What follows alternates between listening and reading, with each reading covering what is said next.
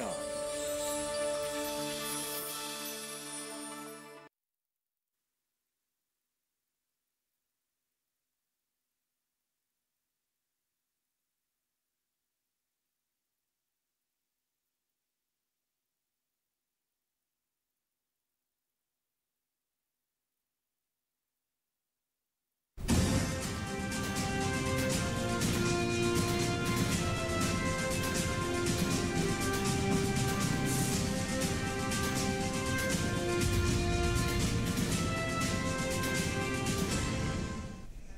नमस्कार, किसान समाचार में आपका स्वागत है। मैं साइमा खान। सबसे पहले नजर हेडलाइंस पर। सरकार ने बढ़ाया खरीफ फसलों का न्यूनतम समर्थन मूल्य। धान का एमएसपी 143 रुपए बढ़कर हुआ 2183 रुपए क्विंटल।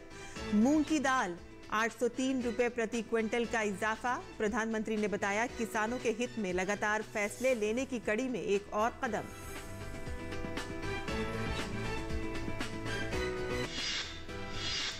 सहकार से समृद्धि के विजन को साकार करने की दिशा में सरकार ने उठाए कई कदम। केंद्रीय सहकारिता मंत्री अमित शाह ने की केंद्रीय सहकारी समितियों के पंजीयक के कार्यालय के कंप्यूटरीकरण की प्रगति की समीक्षा।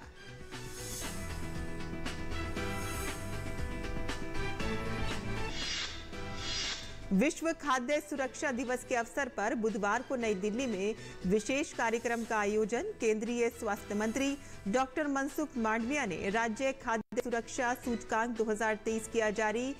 100 फूड स्ट्रीट बनाने के फैसले की घोषणा।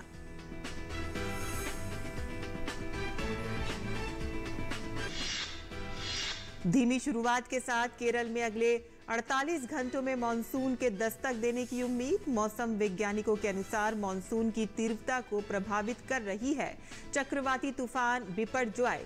जल्द गंभीर चक्रवाती तूफान में तब्दील होने के आसार।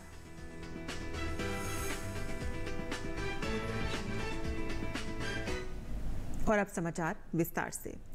केंद्रीय सरकार कृषि क्षेत्र को लेकर गंभीरता से काम करती रही है और किसानों के कल्याण को लेकर वक्त वक्त पर ठोस निर्णय भी लेती रही है, जिनमें शामिल है फसलों की एमएसपी। बुधवार को हुई कैबिनेट की बैठक में खरीफ की मुख्य फसलों की एमएसपी में बढ़ोतरी को मंजूरी दी गई है। प्रमुख खरीफ फसलों की एमएसपी 9% तक बढ़ाई गई है। प्रधानमंत्री ने इसे बीते 9 वर्षों में किसानों के हित में कई अहम फैसलों की कड़ी में एक और कदम बताया। उन्होंने ट्वीट में लिखा कि आज सरकार ने खरीफ फसलों के लिए एमएसपी में बढ़ोतरी को मंजूरी दी है। इससे अन्नदाताओं को उपज का लाभकारी मूल्य मिलने के साथ ही फसलों में विविधता लाने के प्रयासों को भी बल मिलेगा। किसानों के लिए बुधवार को अच्छी खबर आई। कैबिनेट की बैठक में खरीफ की मुख्य फसलों का न्यूनतम समर्थन मूल्य यानी एमएसपी में बढ़ोतरी को मंजूरी दी गई। एमएसपी में सबसे अधिक मूंग के लिए 10% बढ़त 803 रुपए प्रति क्विंटल की गई, जो कि बढ़कर 8,558 रुपए प्रति क्विंटल हो गई। धान सहित प्रमुख खरीफ फसलों की एमएसपी 9% तक बढ़ाई गई है। वर्ष 2023-2024 के लिए तुअर की एमएसपी में 400 रुपए प्रति क्विंटल की बढ़ोतरी की गई है, जबकि उड़द की एमएसपी को 350 रुपए प्रति क्विंटल बढ़ाकर 6,950 रुपए प्रति क्विंटल कर दिया गया है। मक्के की एमएसपी को 128 रुपए प्रति क्विंटल और धान की एमएसपी में 143 रुपए प्रति क्विंटल की बढ़ोतरी कर इसे अब 2,183 रुपए प्रति क्विंटल करने की मंजूरी मिली है। 2023-24 के लिए 8,558 रुपए यानी 10.4% की वृद्धि 8,558 मूंग दाल पर नई खरीफ मार्केटिंग सीजन के लिए एमएसपी को सुनिश्चित किया गया। इसी प्रकार से जो ग्राउंडनट है उसमें भी 9% की वृद्धि हुई है और अब 6,357 रुपए ग्राउंडनट की एमएसपी रहेगी। केंद्रीय मंत्री पीयूष गोयल ने बताया कि मोदी सरकार का ध्यान इस बात पर विशेष तौर पर रहा है कि महंगाई की दर नीची रहे। यही वजह है कि दुनिया के अधिकतर देशों के मुकाबले भारत में महंगाई दर काफी कम है। पूर्व की यूपीए सरकार के मुकाबले 2014 के बाद मोदी सरकार महंगाई को काबू करने में सफल रही है।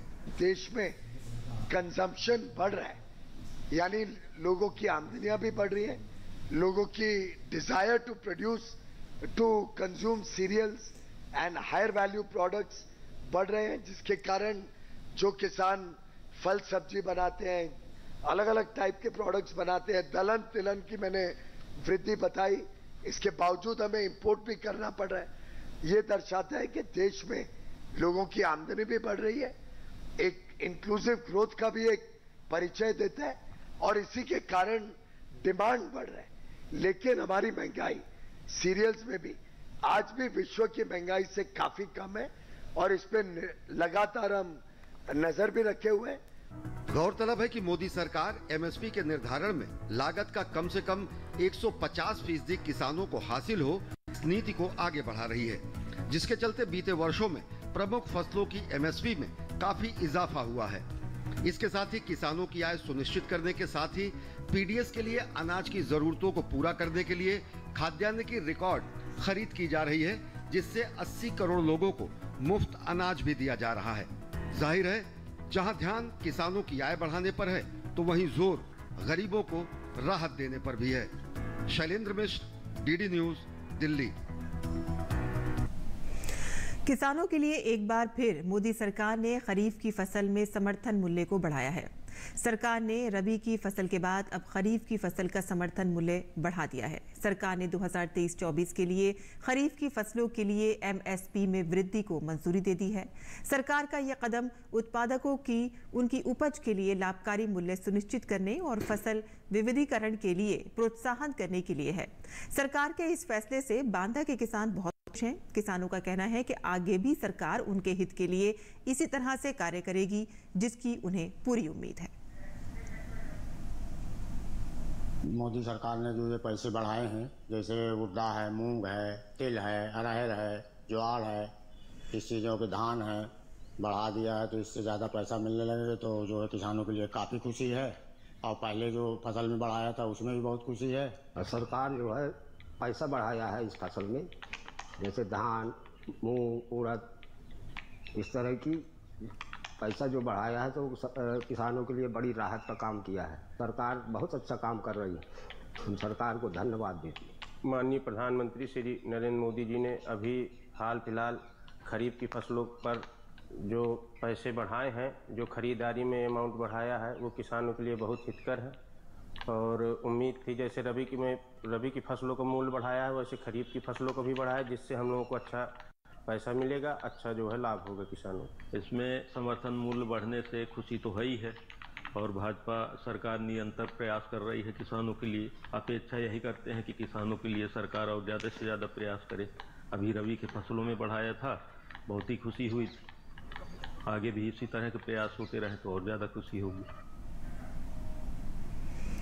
आगे बढ़ते हैं, जहां केंद्रीय गृह एवं सहकारिता मंत्री अमित शाह ने नई दिल्ली में केंद्रीय सहकारी समितियों के पंजीयन के कार्यकाल के कंप्यूटरीकरण की प्रगति की समीक्षा की। सहकारिता मंत्रालय के सचिव, अपर सचिव और कई अन्य वरिष्ठ अधिकारियों ने समीक्षा बैठक में भाग लिया।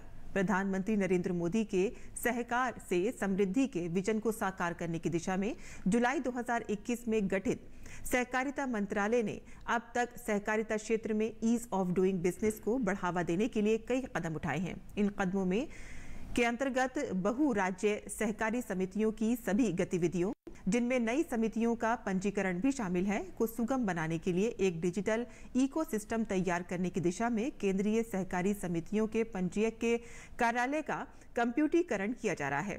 केंद्रीय सहकारी समितियों के पंजीयक का कार्यालय बहु राज्य सहकारी समितियां अधिनियम 2002 को लागू करने की प्रक्रिया भी देखता है। कंप्यूटरीकरण के अंतर्गत एक सॉफ्टवेयर और एक पोर्टल डेवलप किया जा रहा है, जिन्हें 26 जून 2023 तक लॉन्च करने का लक्ष्य रखा गया है। समीक्षा बैठक के दौरान केंद्रीय गृह एवं सहकारिता मंत्री अमित शाह ने निर्देश दिए हैं कि CRCS कार्यालय द्वारा प्रतियोगिताओं के माध्यम से युवाओं को भी इस पोर्टल के बेहतर उपयोग और विश्लेषण में शामिल किया जाए। कंप्यूटरीकरण होने से नए MSCS के पंजीकरण को और मौजूदा MSCS के काम करने की प्रक्रिया को सुगम बनाने में काफी मदद मिलेगी। आगे बढ़ते हैं, जहां विश्व खाद्य सुरक्षा दिवस 2023 के अवसर पर नई दिल्ली के विज्ञान भवन में भारतीय खाद्य सुरक्षा और मानक प्राधिकरण के कार्यक्रम का आयोजन किया गया। इस अवसर पर केंद्रीय स्वास्थ्य मंत्री ने राज्य खाद्य सुरक्षा सूचकांक 2023 जारी किया। नई दिल्ली के विज्ञान भवन में विश्व खाद्य सुरक्षा दिवस 2023 के अवसर पर राज्य खाद्य सुरक्षा सूचकांक 2023 जारी किया गया। केंद्र शासित प्रदेशों में जम्मू कश्मीर ने पहला स्थान प्राप्त किया, जबकि दिल्ली ने दूसरा और चंडीगढ़ ने तीसरा स्थान प्राप्त किया। छोटे राज्यों की सूची में गोवा को पहला स्थान मिला, जबकि मणिपुर को दूसरा और सिक्किम को तीसरा स्थान प्राप्त हुआ।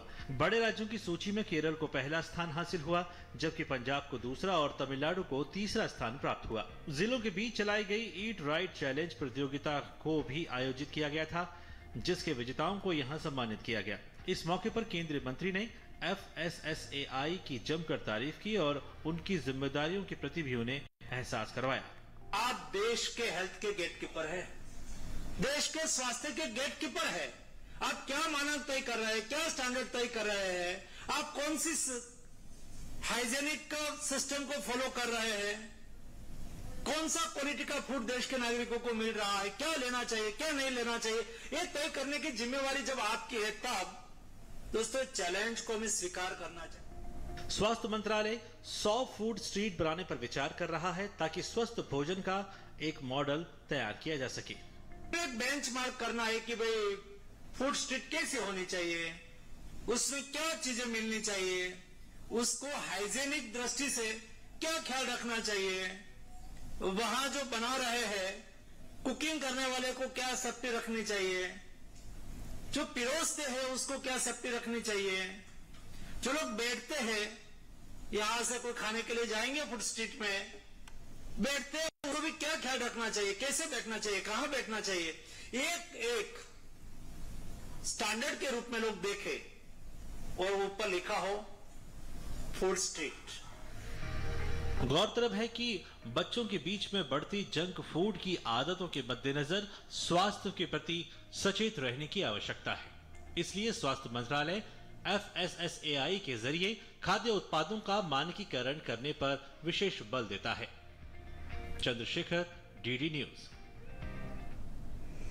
वैश्विक जलवायु परिवर्तन की चुनौतियों के बीच कृषि क्षेत्र में कम होते भूमिगत जल को सहेजने और कम पानी में अधिक उत्पादन लेने की कृषि तकनीकों को आगे बढ़ाने के लिए भारत सरकार द्वारा पर ड्रॉप मोर क्रॉप की थीम को लेकर एक राष्ट्रीय कार्यशाला का आयोजन किया गया। इसमें भाग लेने आए हरियाणा सरकार के कृषि विभाग के निदेशक डॉक्टर पवन कुमार से बात की हमारे संवाददाता OP यादव ने। सरकार जल संरक्षण के लिए लगातार काम कर रही है और इस संदर्भ में राज्यों के भी पहल की जा रही है। राज्यों के द्वारा बहुत अच्छे परिणाम भी आ रहे हैं। अभी हमारे साथ हरियाणा के सूक्ष्म सिंचाई निदेशक डॉक्टर पवन कुमार मौजूद है। ये बात करते हैं हरियाणा में किस तरह जल संरक्षण करके किसानों को इसके लिए प्रेरित किया जा रहा है। सर, अगर हरियाणा राज्य की बात करें, जल संरक्षण की मुहिम की बात करें, तो खेती किसानी और कृषि के संदर्भ में इसका कितना आपने नवाचार किया है किसानों को जागरूक करने के लिए? 2021 से हरियाणा सरकार द्वारा मिकाडा का गठन किया गया है, जिसका मेन उद्देश्य जल संरक्षण और माइक्रो इरिगेशन को कृषि में बढ़ावा देना है। और जो अन्य कृषि से संबंधित माइनर इरिगेशन के प्रोजेक्ट्स हैं, वो भी उनको भी एक ही विंडो से किसान को सर्विस प्रोवाइड करने के लिए मिकाडा का गठन किया गया है। दूसरा, जल की स्थिति को नापने के लिए, ग्राउंड वाटर को नापने के लिए हरियाणा सरकार द्वारा हरियाणा वाटर रिसोर्स अथॉरिटी का गठन किया गया है, जिन्होंने हर गांव के जल स्तर में आ रहे घटाव और बढ़ाव को वो मॉनिटर कर रहे हैं और उसके अनुसार हमारे जो अधिक शोषित क्षेत्र हैं या विलेजेस हैं उनको भी आइडेंटिफाई कर लिया गया है। अगर बात करें गन्ना, धान, इस तरह की जो फसलें जिनमें पानी की ज़्यादा ज़रूरत होती है लेकिन इनका उत्पादन भी जरूरी है, ऐसे में इसमें आप किस तरह की तकनीक अपना रहे हैं? माइक्रो इरिगेशन की अगर बात करें तो इसका फॉर्मूला कितना साकार हो रहा है? जी, जैसे गन्ना, कपास, धान, DSR जो डायरेक्ट सीड राइस बोलते हैं, इनमें ड्रिप इरिगेशन बिल्कुल कामयाब तकनीक है, जिससे पैदावार में भी बढ़ोतरी 20 से 20% तक देखी गई है और जल का जो बचत है वो 50 से 60% होती है। कौन कौन से जिले अभी डार्क जोन में हैं और इन जिलों में किस तरह की कार्य रणनीति चल रही है और भारत सरकार जब पर ड्रॉप मोर क्रॉप कॉन्सेप्ट किस तरह काम आ रहा? हरियाणा राज्य में जो कुरुक्षेत्र, करनाल, जितने भी हमारे ये जीटी बेल्ट के एरिया हैं नॉर्दर्न हरियाणा के और जो सेंट्रल हरियाणा के हैं, वो सभी में जहाँ पे tubewell main source of irrigation है वो सारे इस संकट की स्थिति में है। पर ड्रॉप मोर क्रॉप से हम इन क्षेत्रों में ये सूक्ष्म सिंचाई प्रणाली की स्थापना करवा रहे हैं। अनुदान हमारा पर ड्रॉप मोर क्रॉप से ही दिया जा रहा है। तो हरियाणा सरकार में सूक्ष्म सिंचाई संयुक्त निदेशक डॉक्टर पवन कुमार, जिनका मानना कि राज्य सरकार द्वारा डार्क जोन में जो जिले आते हैं उनमें न केवल जल संरक्षण की मुहिम चलाई जा रही है बल्कि सूक्ष्म सिंचाई जैसी पद्धतियां अपनाकर किसानों को कम पानी में अधिक उत्पादन लेने की तकनीकें भी बताई जा रही है। मेरे सहयोगी कैमरामैन एके के साथ में OP Yadav, DD news, Delhi. और चक्रवाती तूफान बिपरजॉय के अगले 48 घंटों के दौरान उत्तर की ओर बढ़ने और बेहद गंभीर होने की संभावना है। मौसम विभाग के अनुसार अगले 3 दिन में ये तूफान उत्तर पश्चिम की ओर बढ़ेगा। हालांकि अभी तक भारत, ओमान, ईरान और पाकिस्तान सहित अरब सागर से सटे देशों पर इसके किसी बड़े प्रभाव को लेकर कोई पूर्व अनुमान नहीं लगाया गया है और इस साल अरब सागर में आया ये पहला चक्रवाती तूफान है। और किसान समाचार में अब बात करते हैं मंडी भाव की और देखते हैं कि क्या रहा देश भर की मंडियों का भाव।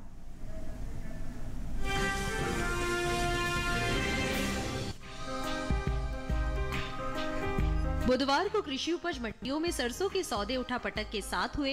एग्मार्क नेट के मुताबिक उत्तर प्रदेश की लखीमपुर मंडी में 6 जून को सरसों का भाव 5,485 रुपए था, जो 8 जून को 15 रुपए घटकर 5,470 रुपए क्विंटल रह गया। उत्तर प्रदेश की ही सहारनपुर मंडी में भी मामूली कमजोरी के साथ कारोबार हुआ। यहाँ 6 जून को सरसों 5,070 रुपए क्विंटल पर बिकी थी। 7 जून को 10 रुपए गिरकर इसका भाव 5,460 रुपए क्विंटल रह गया। उत्तर प्रदेश की डिबाई मंडी में इस दौरान स्थिरता देखने को मिली। यहाँ दोनों दिन यानी 6 और 7 जून को सरसों 5,500 रुपए क्विंटल पर बिकी, जबकि राजस्थान की जयपुर मंडी में बढ़त के साथ सौदे हुए। यहाँ 6 जून को सरसों का भाव 4,551 रुपए था, जो 7 जून को 41 रुपए बढ़कर 4,592 रुपए क्विंटल हो गया। इस साल सरसों की भी रिकॉर्ड पैदावार का अनुमान है। कृषि मंत्रालय की ओर से जारी तीसरे अग्रिम अनुमान के मुताबिक 2022-23 के दौरान 124,94,000 टन सरसों पैदा हो सकती है, जबकि पिछले सीजन की पैदावार 119,63,000 थी। ये साल तिलहनी फसलों के लिए अच्छा साबित हुआ है और देश में इनकी पैदावार भी रिकॉर्ड स्तर पर पहुंच सकती है। कृषि मंत्रालय की ओर से जारी तीसरे अग्रिम अनुमान के मुताबिक 2022-23 के दौरान कुल तिलहन की पैदावार 409,96,000 टन हो सकती है, जो पिछले साल की 30,33,000 टन अधिक है। आपको बता दें कि बीते साल तिलहनी फसलों की उपज 379,63,000 टन रही थी।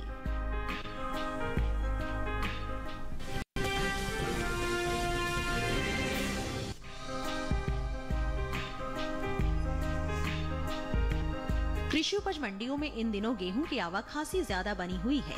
यही वजह है कि बुधवार को गेहूं के बाजार में गिरावट का रुख रहा। एग्मार्क नेट के मुताबिक गुजरात की धोराजी मंडी में 6 जून को गेहूं का भाव 2,310 रुपए था। 7 जून को इसमें 10 रुपए की गिरावट आई और भाव 2,300 रुपए क्विंटल रह गया। राजस्थान की जयपुर मंडी में 6 जून को गेहूं का भाव 2,197 रुपए था। 7 जून को यहाँ भी 10 रुपए की नरमी देखी गई, भाव 2,187 रुपए क्विंटल रह गया। उत्तर प्रदेश की लखीमपुर मंडी में भी गेहूं के सौदों में कमजोरी का सिलसिला जारी रहा। यहाँ 6 जून को 2,290 रुपए क्विंटल बिकने वालों ने 7 जून को 2,285 रुपए पर कारोबार किया। इस तरह यहाँ गिरावट 5 रुपए रही। दूसरी ओर उत्तर प्रदेश की ही बदायूं मंडी में इस दौरान स्थिरता देखने को मिली। यहाँ दोनों दिन गेहूं 2,200 रुपए क्विंटल पर बिका।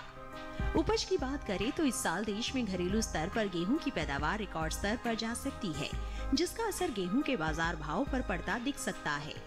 कृषि मंत्रालय की ओर से जारी तीसरे अग्रिम अनुमान के मुताबिक साल 2022-23 के दौरान देश में 11 करोड़ 27 लाख टन से भी अधिक गेहूं की उपज का अनुमान है, जो पिछले साल के उत्पादन की तुलना में 50 लाख टन अधिक है। बीते साल गेहूं की पैदावार 10 करोड़ 77,42,000 टन के आसपास रही थी।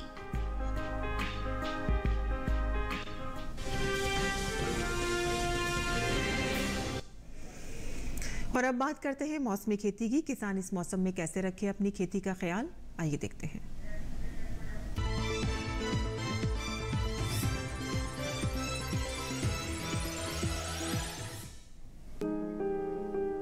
ओडिशा में धान की कटाई करें। धान के खेत में पर्याप्त नमी बनाए रखें। किसान मूंग की कटाई कर सकते हैं।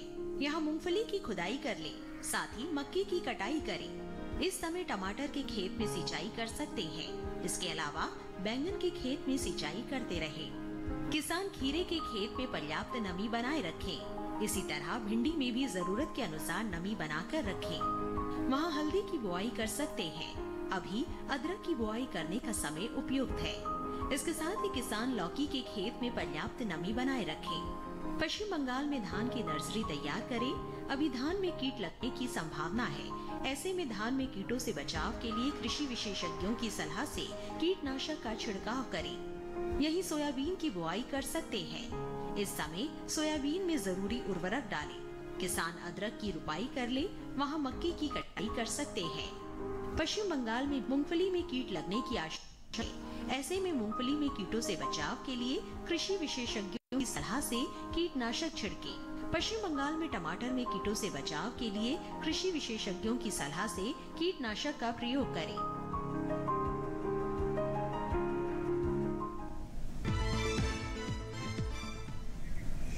और आखिरकार केरल में गुरुवार को मानसून ने दस्तक दे दी। मौसम विभाग के अनुसार 8 दिन की देरी से केरल पहुंचा है मानसून। इससे लोगों को तपती गर्मी से राहत मिलने की उम्मीद है। हालांकि मौसम विभाग ने कहा था कि चक्रवाती तूफान बिपरजॉय के कारण मानसून में देरी होगी। सामान्य तौर पर दक्षिण पश्चिम मानसून राज्य में 1 जून को दस्तक देता है।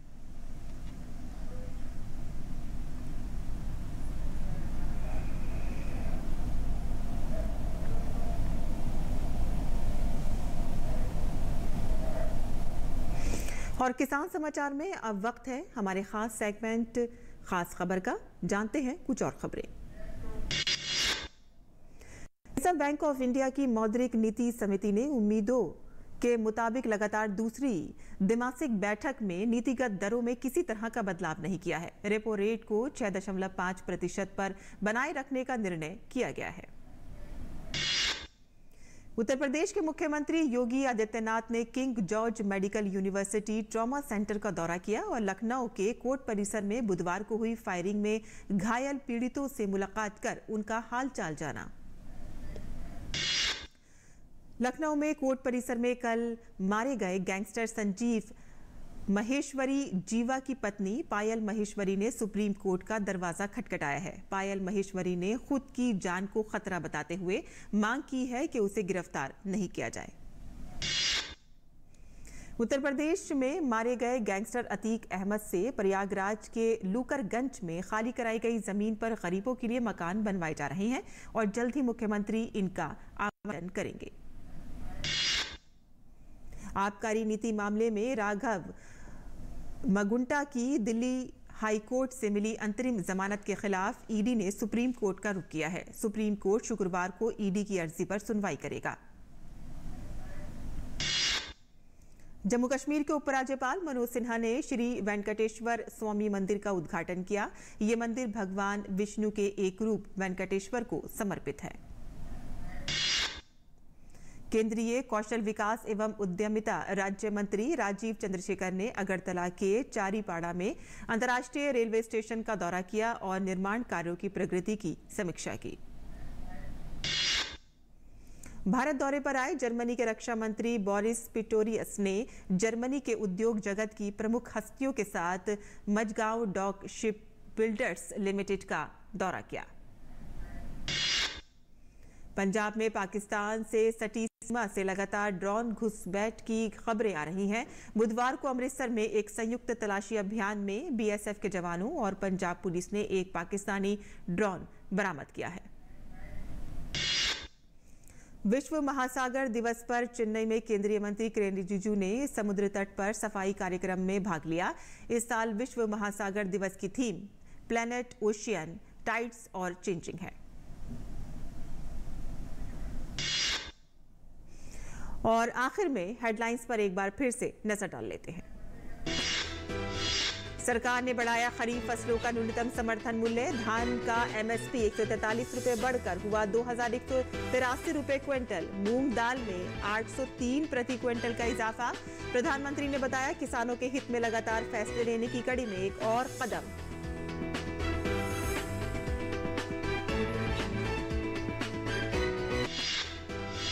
सहकार से समृद्धि के विजन को साकार करने की दिशा में सरकार ने उठाई कई कदम। केंद्रीय सहकारिता मंत्री अमित शाह ने की केंद्रीय सहकारी समितियों के पंजीयक के कार्यालय के कंप्यूटरीकरण की प्रगति की समीक्षा।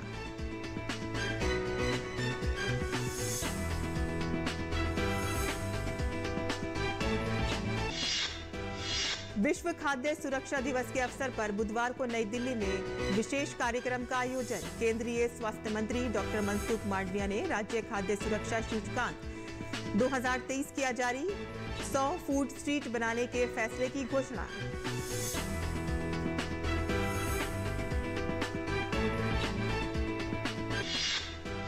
धीमी शुरुआत के साथ केरल में मानसून ने दी दस्तक। 8 दिन की देरी से आया मानसून। उधर चक्रवाती तूफान बिपरजॉय के जल्द गंभीर चक्रवाती तूफान में तब्दील होने के आसार।